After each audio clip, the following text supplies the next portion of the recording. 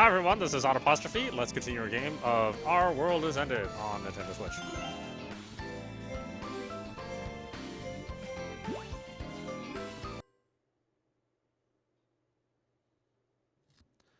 My haphazard suggestion greatly pleases her. 私の歌はそう簡単に披露していいレベルのものじゃないなんてレイジも分かってるじゃない。Oh, I do, believe me. Not in the sense that you imagine, but yeah. よし、決まりだな。それじゃ、今夜はターニチカの歓迎パーティーで盛り上がろうじゃないか。Everyone becomes excited about the idea. Well, everyone except one. It's Natsumi-san. She's making a grim look for some reason. What's wrong with her? I try to ask if she's sick or something, but then Yuna-san calls out to me. 準備はユーノに任せて。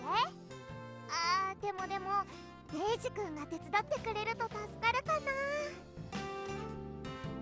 Yuna-san singled me out, so I'll just give my all to help.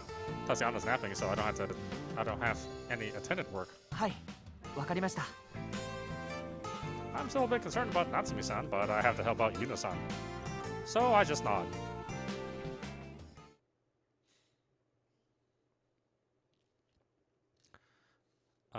Nakamase Shopping Street, 7/22/2017, 4:11 p.m. Saturday.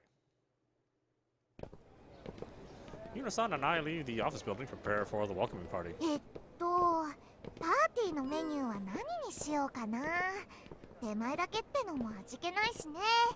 やっぱり手作りのものも用意したいよね。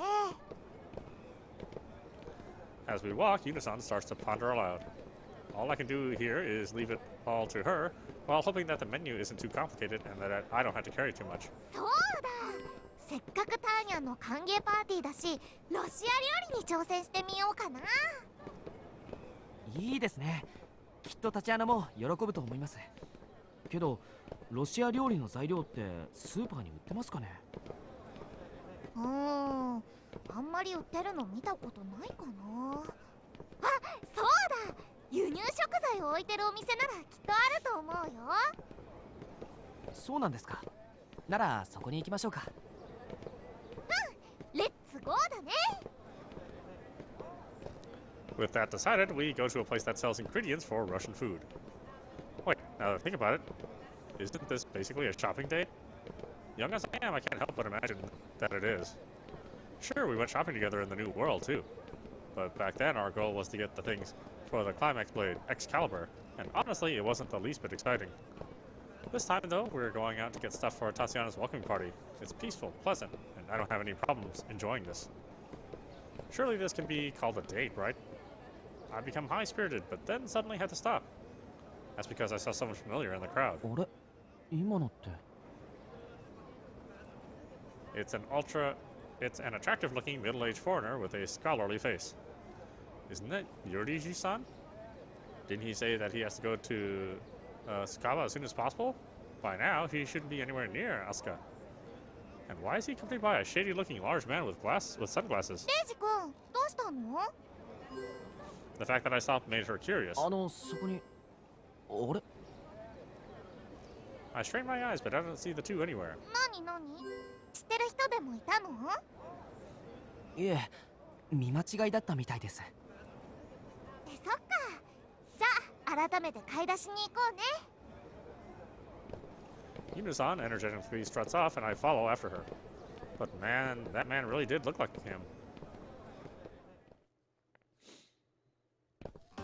We continue to walk around Asuka, buying anything we need. I was kind of worried when we entered the shady imported goods store in some back alley, but we got what we needed and left without any trouble. Unlike me, Yuna-san lives in the area, so she's far more knowledgeable about the local secret shops and the like.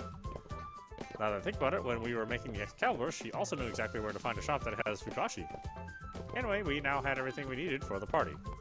I'm holding large bags in both hands. Honestly, I forgot the last time I bought so much stuff. とりあえず用意するのはこれぐらいだね。あとは出前かな。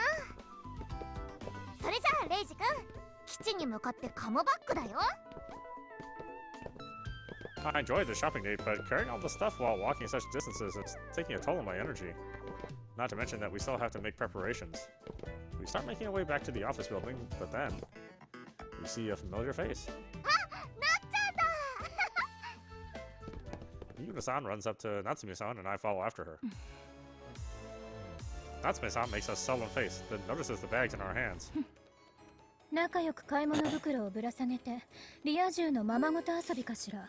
結構なことね。そんなんじゃありませんよ。夏美さんだって知ってるじゃないですか。夜タチアナの歓迎会をするって。今はそのために買い出しをしてるんです。あらそう、ご苦労なことね。ま、せいぜい盛り上げてお子様を楽しませなさい。私は参加するつもりはないけれどね。なっちゃん参加しないの？どうして？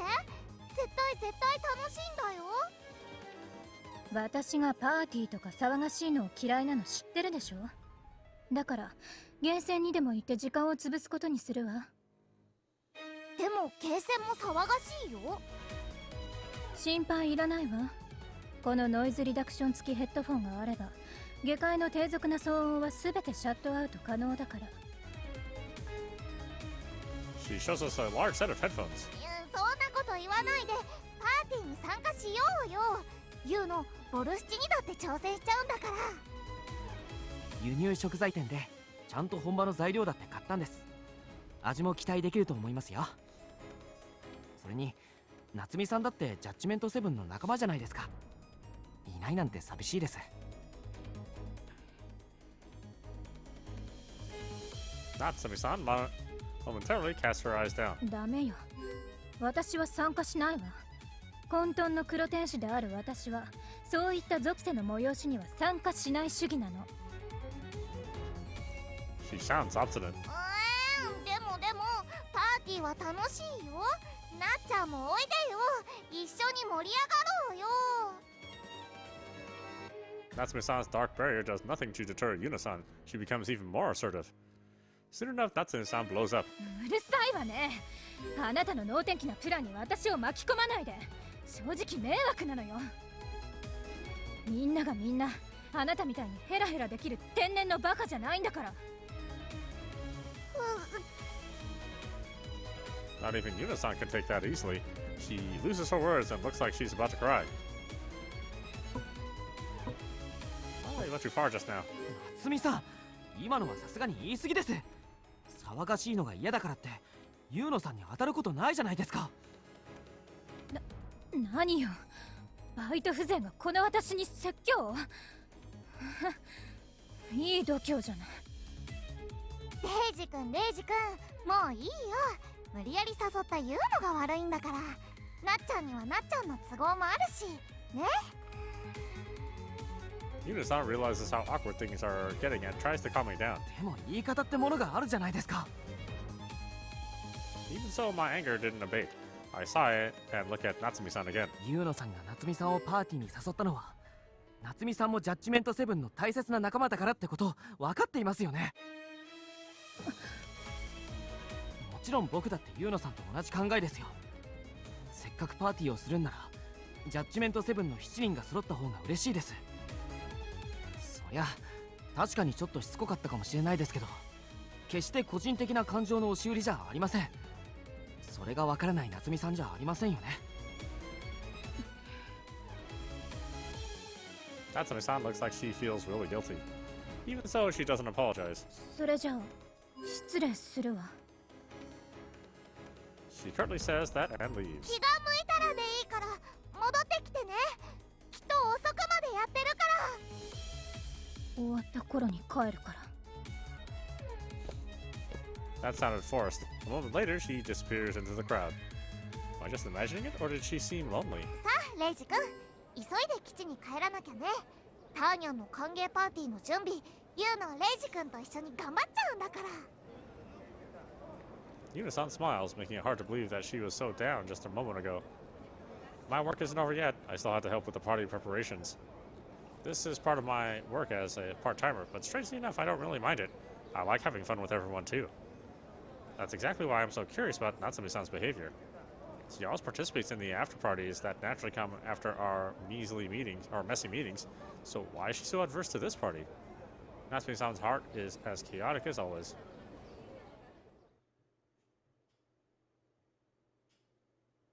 Judgment 7 Office Lounge, 7/22/2017, 7:28 p.m. Saturday. ではこれよりターニチカの歓迎パーティーを開こうじゃないか。 With that declaration, we start the party. The table is covered in food and drinks Yuno-san and I prepared. For food and dessert, we have ham, sausage, salad, fried chicken, fried potatoes, and all sorts of pizzas, several kinds of sushi, and an assortment of fruits, and a large chocolate cake. As for the drinks, we have everything from soft drinks to canned beer for Asanas-san. ユーノ、頑張ってロシア料理に挑戦してみました。ボルシチって言うんだよ。みんな食べてね。Borscht is a type of boiled food. At first glance, it looks like a deep red beef stew. The color is caused by beets, a germ-like plant Yuno-san bought from the shady import store. She hands out everyone's portions. なんかすっごい色してるわね。これ大丈夫？絵の具とか入ってない？ Asanas-san doesn't hesitate to nitpick about her little sister's cooking. She's definitely not a good example of a good sister. 懐かしいのだ。ちっちゃな頃によく食べたのだ。Tatiana quickly takes her spoon and takes some of the borscht to her mouth. おいしいのだ。この味はほんまロシアを超えたのだ。本当かい？どれどれ。我が輩も試してみるとしようか。Wari-san and Uruka-san also try theirs. おお、俺はなかなか。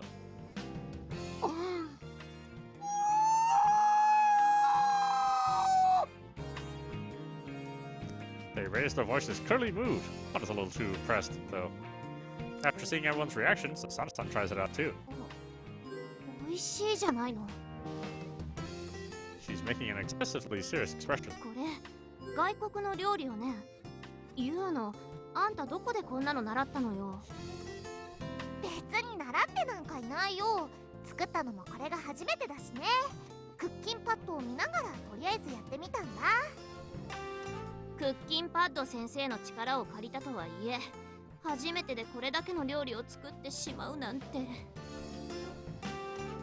Asana-san seems to be at a loss for words. 言うの、あんたすごいわね。正直私には真似できないわ。肉じゃがだって成功したことないのに。 I can just imagine what would happen right now if Natsumi-san was here. She'd say, Asana, you're such a saddening elder sister. However, she's not with us. She has come back, just like she said when we met her in town. There's only 6 of us here. The party progresses. Everyone's having a good time, and I silently give Awari-san a question. 終わりさん、本当にいいんでしょうか？夏美さんが戻ってくるのを待たずに始めてしまって。ああ、気にすることはないよ。夏美がこういった賑やかなパーティーを苦手としているのは今に始まったことじゃないからね。でも会議が終わった後のパーティーには普通に参加してるじゃないですか。あれは会議の延長線みたいなものだからだよ。実際夏美も絵を描いたりしてるだろ。 He's not wrong about that. While everyone is making noise, she just silently sits and draws stuff on her sketchbook. To her, those parties are a continuation of the meetings. Work, basically. Uruka-san heard us talk and comes closer, plate in hand. 夏美先生はこのようにただ楽しむためだけに行われるパーティーは非常に苦手なのだ。基地で開くクリスマスパーティーにも参加することはないからな。決してタチアナのことが嫌いなわけではないのだ。これはあくまで夏美先生の性格だから。レイジーもあまり気にするでないぞ。He actually explained something properly for once. The other members seem to be aware of Natsumi-san's character too, so I'm probably the only one here worrying about her. レイジ、ちゃんと楽しんでるのか？ターニャの歓迎パーティーなんだからな。つまらなそうな顔をしてたらダメなのだ。Tatiana walks up to me and all smiles. ああ、そんなことないって。しっかり楽しんでるよ。料理だって美味しいしね。ところで世界から聞いたぞ。レイジは大学生なんだってな。暇そうで羨ましいのだ。別に暇なわけじゃないんだけどな。というか夏休みに遊びに来てるだけの中学生に言われたくないよ。このロシアの秘宝と言われる頭脳を持つターニャをただの中学生だと思わないことなのだ。世界中の研究機関からすでにスカウトの嵐が来ているんだぞ。どうだ、すごいだろう。She proudly puffs her chest, but it has little effect considering her cheeks are dirty with sauce and her dress is covered in red spots because of the borscht. 分かったからちょっと動くなよ。 I wipe her mouth and hands with a wet tissue I had prepared. I then wipe the dress as well as I can. This is making me regret that I didn't prepare a bib. 次はあっちのフライドチキンを食べるのだ。肉ばかり食べると健康に悪いからサラダもちゃんと食べなさい。ピーマンは苦手だからレイジが食べるのだ。ダメ。少しなんだから我慢して食べるように。ほら、目を閉じて。あーん。 The Ward-san watches as I do my best to take care of Tatiana. レイジ君、口ではなんだかんだ言いながらもターニチカのお世話係をバッチリこなしているじゃないかい。レイジ君すごいね。言うの感心しちゃったな。我が輩の額に埋もれる第三の目がレイジ、貴様の未来を予見したぞ。ズバリ託児所勤務だ。勝手に未来を予見しないでください。それに何度も言うようですけど好きでやってるわけじゃないですからね。 No one's actually listened to my words. ビールは1本目が美味しいってみんな言うけど、あれは嘘よね。何本目だって美味しいが正解よ。 Asana-san downs one can after another. She smells of alcohol and looks like she's already drunk. I half expected her to talk to me, and that's exactly what she does. レイジ、あんたもうすぐ大学夏休みなんでしょ。暇だったら私の机周りの片付け手伝わない？暇じゃないですから。夏休み前には試験だ。うわー！ My shout makes everyone flinch. ちょっとうるさいわね。姿勢はイルカだけで十分だってのに。レイジ、今のはまだまだだな。本当の魂の叫びとはこうするのだ。キシュー！うわー！ Asana-san relentlessly forces a large sausage into Urika-san's mouth. Being drunk certainly doesn't help help hold her back. As Urika-san looks bewildered, Asana-san faces me and gives me a question. で、なんなのよ今の大声は。僕すっかり忘れてたんですよ。大学の試験のこと。何の準備もしてなかったんです。 I hold my head in despair. このバイトが忙しすぎてほとんど大学に行けてません。せめて試験でそれなりの点を取っておかないと単位が。なんだ、レイジはテストがあるのか？だったら勉強を教えてやってもいいぞ。ターニャに任せるのだ。 Tatiana, her cheeks dirty with sauce again, puffs her い chest. や、算数とかは間に合ってるから。ほら、博士号を持つターニャをバカにするな。日本の大学生の勉強ぐらいお茶の子さいさいなのだぞ。こうなったらもう決めたのだ。今からターニャはレイジの家庭教師なのだ。世界的頭脳の持ち主が勉強を教えてくれるなんて、レイジはラッキーボーイなのだ。 Looks like I don't have any say in this matter. She's now my private tutor. The idea that I'll have to attend to her while studying at the same time makes me strangely exhausted. I shouldn't be sighing like that during a fun party. Screw it. I started eating the food non-stop. I eat, and eat until I overeat. The party slowed down and Tatiana fell asleep. Asana-san was also so drunk that she lost consciousness the moment she lied down on the sofa. It's pretty clear the party is over. Those of us still awake start cleaning up. Now, about Tatiana. We let her nap on the sofa today, but where does she actually sleep? 終わりさん、タチアナなんですけど、ホテルでも取ってあったりするんですか？ホテル？そんな贅沢なことはさせないよ。ターニチカは滞在中はこの基地に泊まるんだよ。いつもそうしているからね。え、そうなんですか？ Well, this building has necessities such as a shower and a washing machine. Hell, Natsumi-san actually lives here, so staying around for the summer break is perfectly reasonable. まさか尾張さんのペントハウスにでも寝かせるんですか？君、ロリコン疑惑をかけられたらどうするのかね。 He grins. 待っていたまえ。今ターニチカの別荘を持ってくるからね。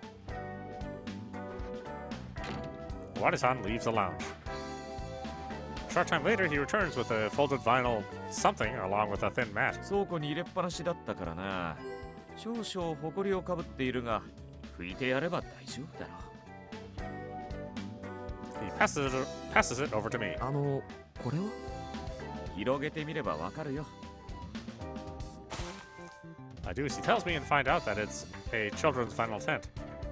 It's generally pink, and it even has a pink curtain that a generic little girl would like. そのあたりにでも置いてくれたまえ。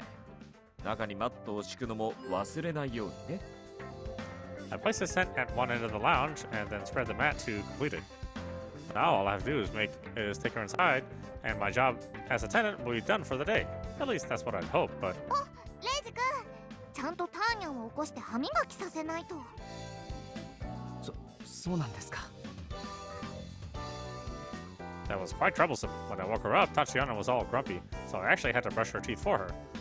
Once done with that, I took her over to the tent and put her inside, officially ending my day as her attendant.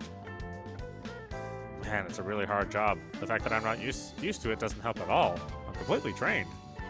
Anyway, it's time for me to go. But when I stand up, Wadi-san says something outrageous. レイジ君、ターニチカの方が片付いたら、朝の家まで運んでおいてよ。どうして僕が？ Of course, I shouted in shock to that. I begrudgingly accept being Tatiana's attendant, but I don't recall ever agreeing to babysit Asanas-san too. 浅野さんならこのままここで眠らせておけばいいんじゃないですか？会社に泊まることだってよくありますし。いやまあそうなんだけどね。問題は今晩の浅野はかなり飲んでるってとこなんだよね。深酒をした後の浅野の寝起きはそりゃひどくてね。下手をしたらラウンジがめちゃくちゃにされてしまう可能性があるんだよ。What a saddening woman. But is it really my job to carry her back home? Maybe I should have asked Yuna-san. She's her little sister. おや？言うのも反対なのかい？ With her hand on her chin, she's pondering something. I'd be quite thankful if she refused. After a short while, she silently gives her conclusion. まあ、レイジ君なら大丈夫かな。I tried to ask what she meant by that, but she opened her mouth first. ごめんね、レイジ君。お姉ちゃん、お家だったら寝起きもそんなに悪くないんだ。ユーナとお姉ちゃんのお家、そんなに遠くないからお願いできるかな。Her words dispersed all of my hesitation. One reason for that is that I'm happy to help her, but I noticed another really good pro to this. I mean, this is a chance to find out where they, primarily Yuna-san, live. If all goes well, she might even invite me in for a bit. She might even offer me some coffee. As my imagination dominates my mind, I speak without realizing it. はい、任せてください。浅野さんは大切な先輩ですからね。地の果てまでだって運びますよ。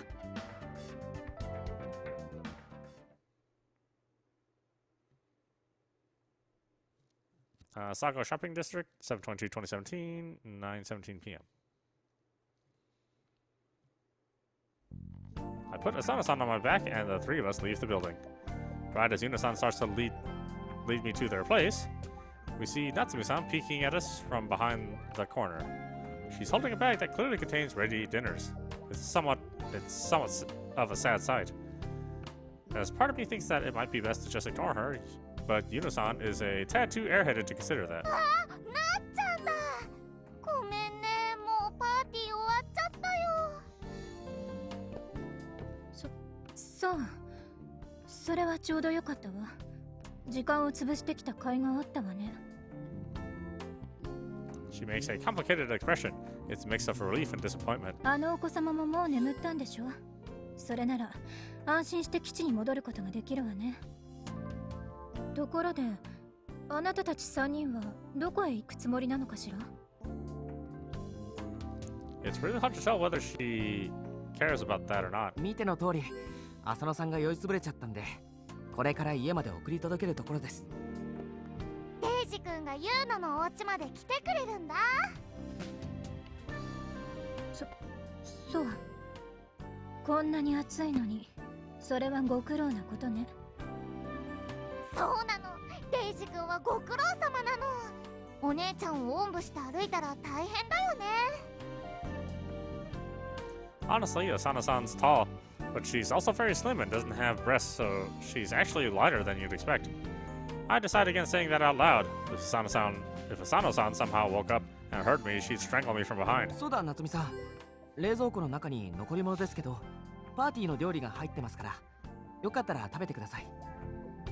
ユーノ、ボルシチって名前のロシア料理に挑戦してみたんだよ。みんな美味しいって言ってくれたし、なっちゃんにも食べてほしいな。でも私コンビニのお弁当が。She looks troubled. I gave her a suggestion. そのお弁当は明日にでも僕が美味しくいただきますから、なんでしたら買い取ってもいいですし。せっかくのパーティー料理が無駄にならないようにしたいんです。だからお願いします。わかったわ。そういうことなら特別に協力してあげるわよ。サブ生放送でも見ながら適当にいただくことにするわ。So, Natsumi-san returns to the office building. If I didn't know her better, I'd even say that there's a spring in her step. レイジ君ってすごいよね。何がですか？パーティー料理ならそんなに急いで食べなくったって 2,3 日は持つのに、あんなこと言うなんて。せっかくのパーティー料理、なっちゃんに食べさせたかったんでしょ。Yuna-san saw right through me. For a simple airhead, she sure is perceptive. Natsumi-san couldn't participate in the party because she doesn't like group activities, but if she eats what we ate, then we'll have effectively shared some of the experience with her. さあ、それはどうでしょうか。僕は単純にコンビニ弁当じゃ味気ないかなって思っただけですよ。I'm a bit bashful about her reading me so well, so I tried to act like she's wrong. そんなことより、早くお二人の家を目指しましょう。途中で疲れても下ろすわけにはいきませんからね。あ、ごめんね。急いだ方がいいよね。ユーノたちの家はこっちだよ。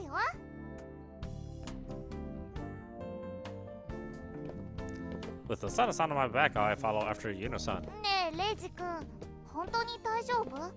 お姉ちゃん重くない？そうですね。確かに重くないと言えば嘘になりますが、背負って歩けないほどじゃないですよ。そっか、さすがは男の子だね。そういえばこの間もなっちゃんを背負って走ったもんね。レイジ君パワフルだね。I remember when I carried Natsumi-san away from Velovelos in the New World. Back then, I felt something pleasant on my back. Compared to that, I just feel like I'm carrying a board. The sensation is so rough that it actually hurts a bit. 浅野さん、本当に残念なんだな。I actually pitied her. レイジのバカ。She's talking bad stuff about me in her sleep. Just what kind of a dream is she seeing? いいなお姉ちゃん、気持ちよさそう。じゃあ今度言うのがピンチの時にはレイジ君におんぶしてもらおうっと。I picture what that would be like.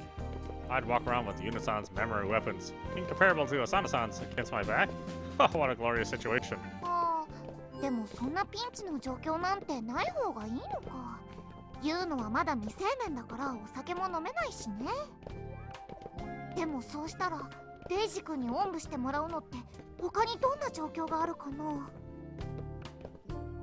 She's clearly putting more thought into this than she should. そうですね。運動会のおんぶ競争みたいのがあればできるかもしれないですね。運動会か。じゃあ秋になったらジャッジメントセブンで運動会をやろっか。なんか楽しそうだね。確かに楽しそうですけど、夏美さんを参加させるのは至難の技かもしれませんね。I mean, she's a person who didn't participate in a welcoming party. I can't imagine her going to a sports day. そっかな。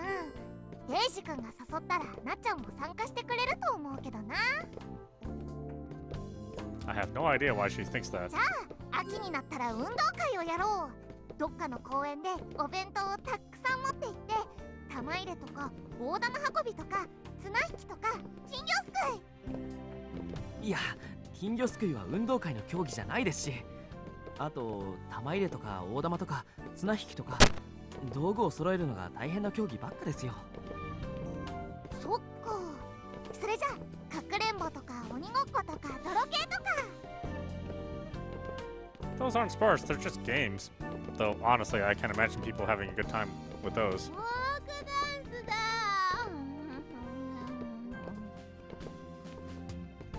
Sana-san suddenly raises her voice. うわー、びっくりした。 Her sleep talking shocked me, sure, but I'm also surprised by her suggestion. Sure, folk dancing fits sports events, but it's such a cutesy thing. Very unlike her. フォークダンスも楽しそうだね。男の子と女の子に分かれてちょっとドキドキだね。 The boys beside me are Wari-san and Urika-san, though. I'd imagine they'd make their heads throb for other reasons. やだ、レイジとはダンスしてやんない。てか、私に触ったらアンジをお見舞いだ。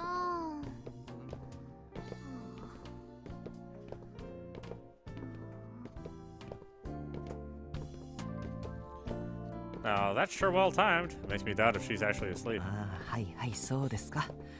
僕も浅野さんとダンスしたら足を踏まれて怪我しそうなので遠慮したいです。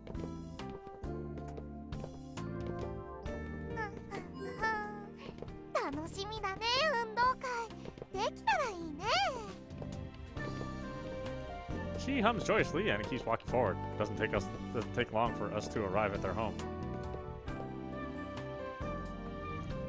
To get to their apartment, you walk out to the Totoi Street. Walk westward until you pass the intersection at Nishiasuka Block 3 and entering an alley to the side. Ooh, that's complicated. It's only a short distance away from past the boundary that existed in the VR. It must have been pretty frustrating to be able to return home when it's so close, or not to be able to return home when it's so close. It's a wooden two-story building. I can't say much considering my own apartment isn't all that better, but this place looks quite old. Yuno-san invites me to a room on the second floor.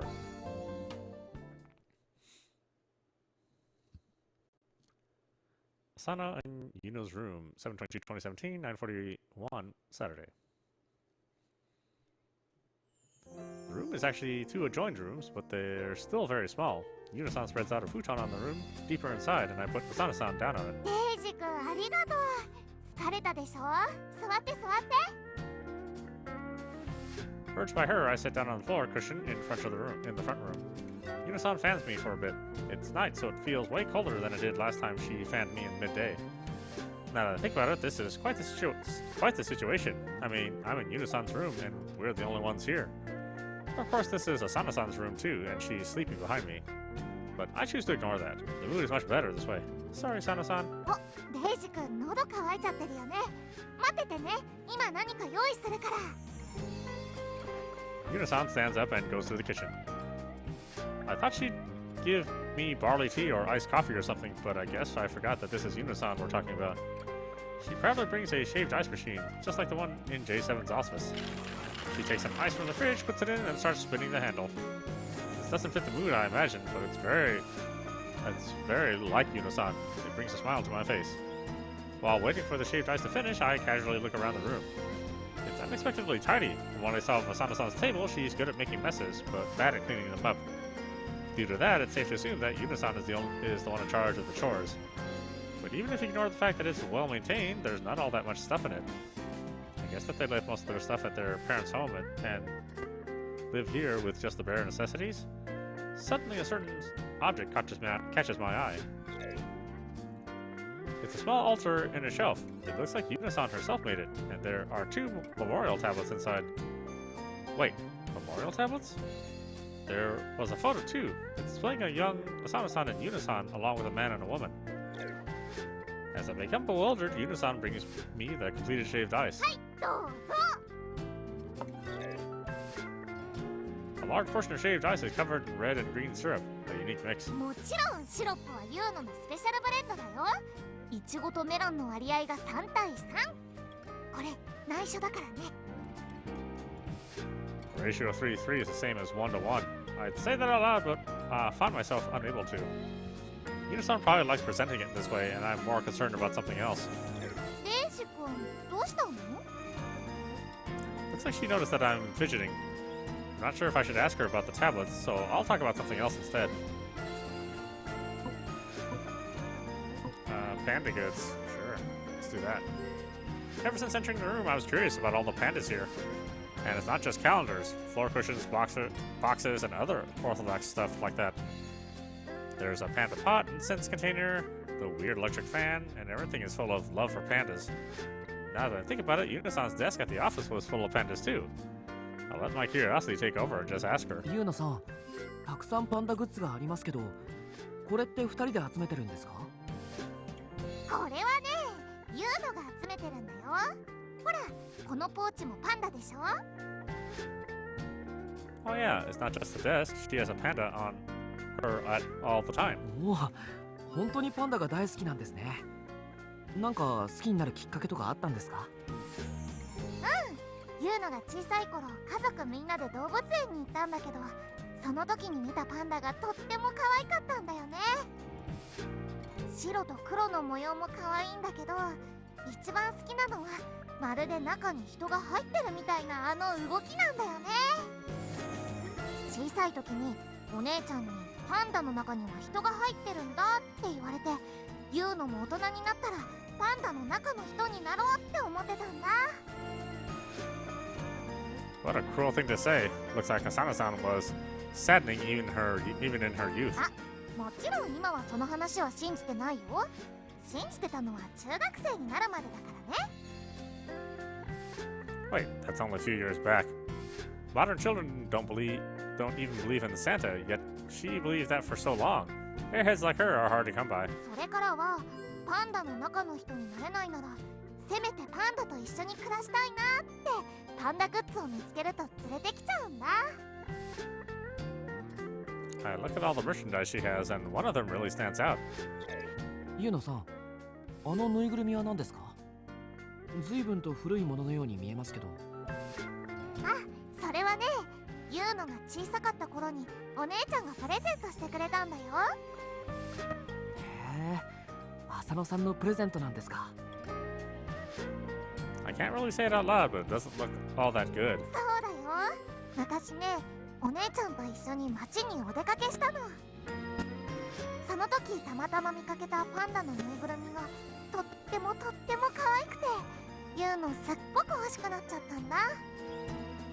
だけどぬいぐるみを買うお金なんてないから、もちろん買えなくて、それが悔しくてユーノ泣いちゃったんだって。そしたらお姉ちゃんがお家に帰ってから、自分の白クマのぬいぐるみの目をマジックで塗ってパンダにしてユーノにくれたんだよ。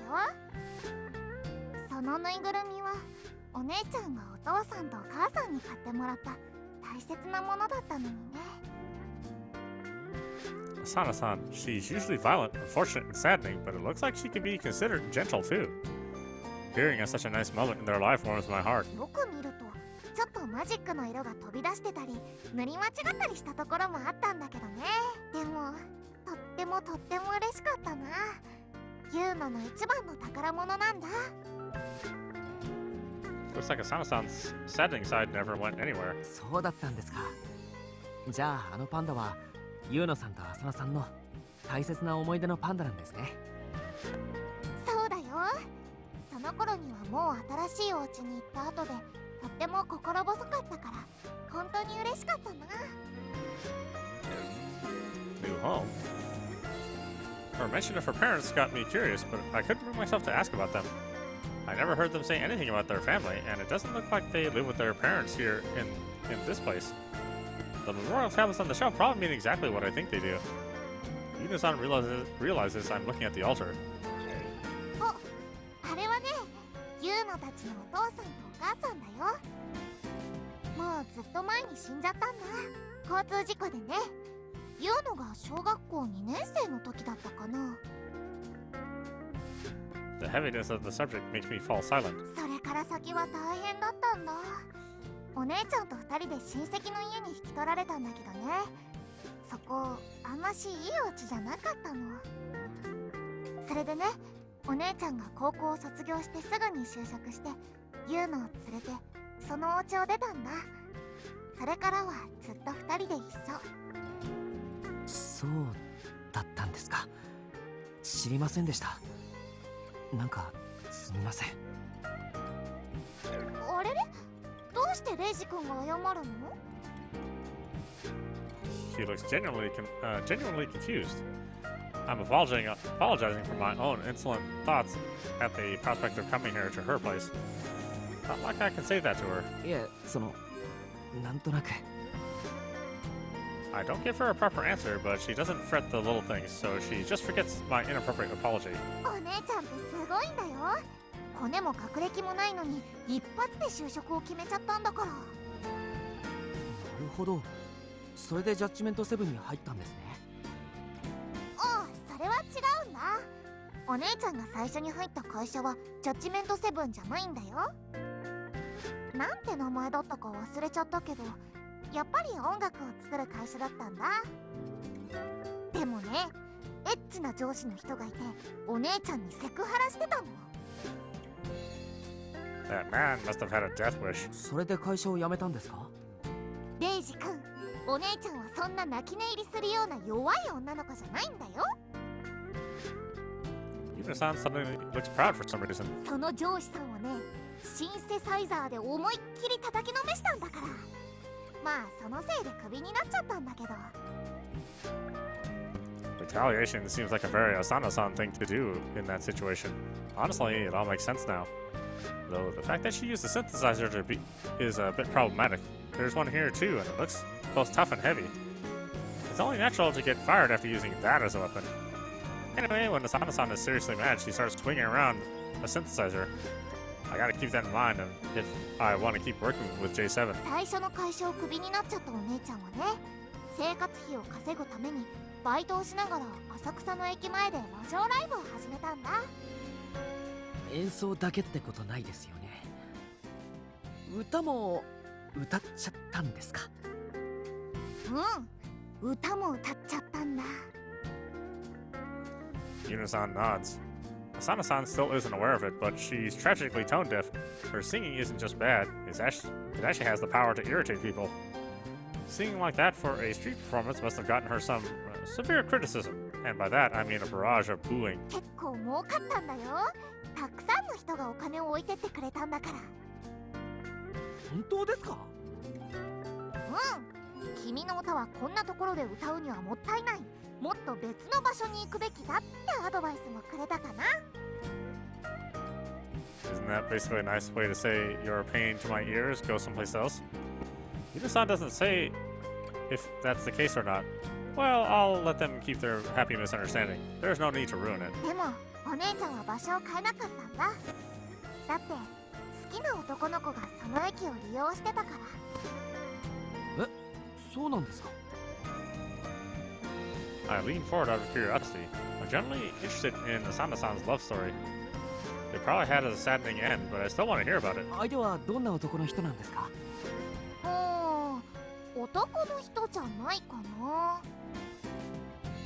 Eh? Not a man? Does that mean that...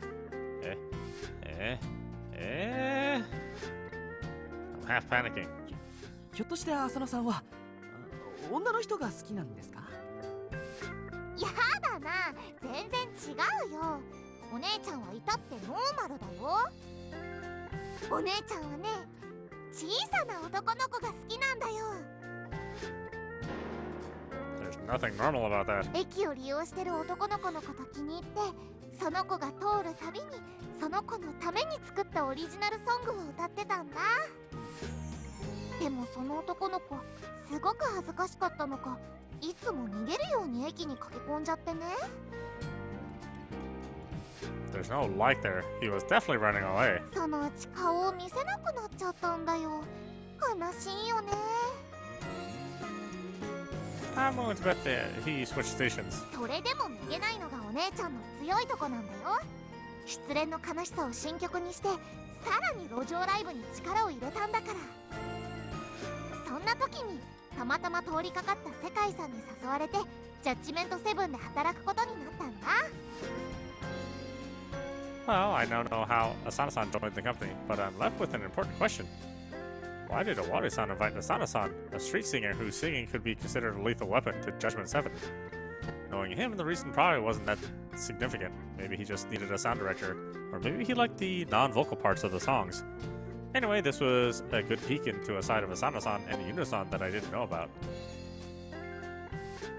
Asana-san is tough, violent, tone-deaf, likes little boys, and is generally a really unfortunate soul. However, she's a good elder sister who worked hard to protect and support Yuno-san. Ah, that's a nice little bit of background there. Alright, why don't we stop it there for now. This is audap. You've been watching Our World Has Ended on Nintendo Switch. Anyway, I hope you enjoyed watching. I will see you at the next stream.